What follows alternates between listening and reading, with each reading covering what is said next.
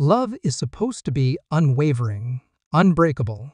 That's what I thought when I slid the ring onto Emma's finger a week ago. A lifetime of promises, sealed with a kiss. Then, just like that, it shattered.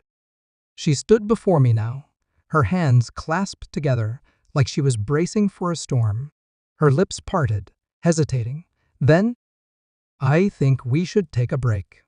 The words hit me like a silent bullet. Cold. Precise. Fatal.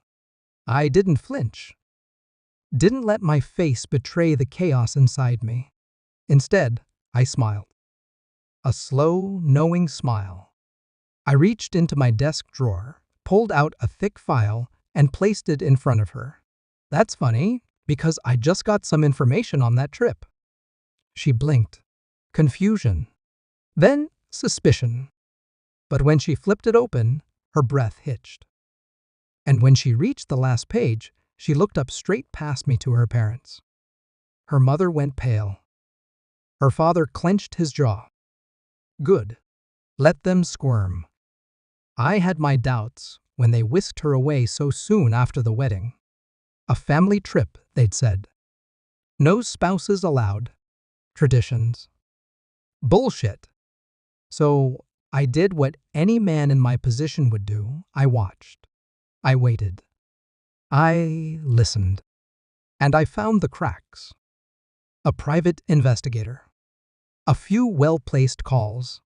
Bank statements. Surveillance footage.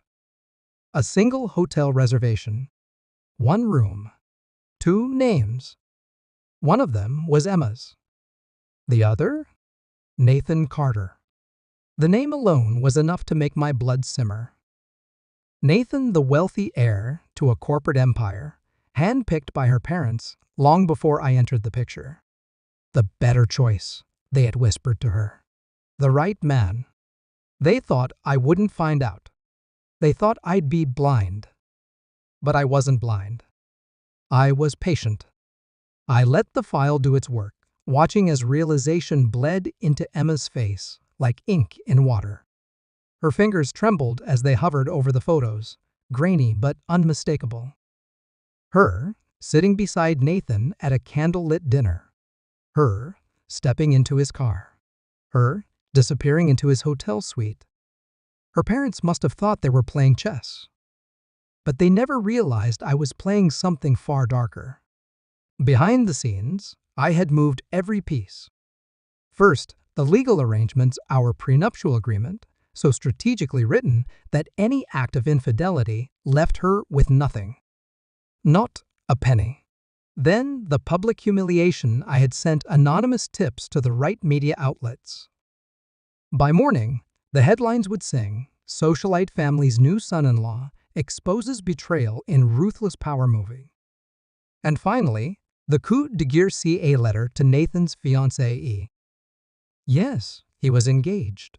And yes, she would be very interested in knowing how her soon-to-be husband spent his weekend. Emma's voice cracked. It's not what it looks like. Her parents were already shifting into damage control mode. Her mother reached for the file, as if taking it away would erase the truth. Her father stepped forward, his voice calm but tight. "Son, let's be reasonable." I laughed. Low. Dangerous. "Reasonable?" I echoed. "You mean like how you reasoned that your daughter should trade me in for a richer model?" Emma's eyes welled up. I didn't. I was confused. She shot a glare at her parents. "They said you weren't good enough. That you couldn't provide for me like Nathan could. That I'd regret marrying you." I leaned in, lowering my voice to a whisper only she could hear. "And now?" Tears slipped down her cheeks. She glanced at the file again, realization dawning in full. Her parents had fed her a dream that never existed. And now, because of their greed, she had lost everything. I turned to her father. "You wanted a perfect future for her? Congratulations.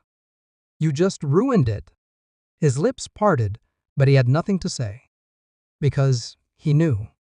He knew this wasn't just a loss. It was destruction. For them, the game was over. For me, it had just begun. I picked up my coat and walked to the door. Emma stepped forward. "Please don't do this." I met her gaze one last time. "You already did." I didn't need to say anything else. I stepped out into the cold night, inhaling deeply. The air smelled crisp, fresh, like freedom. Betrayal is an art, but so is revenge.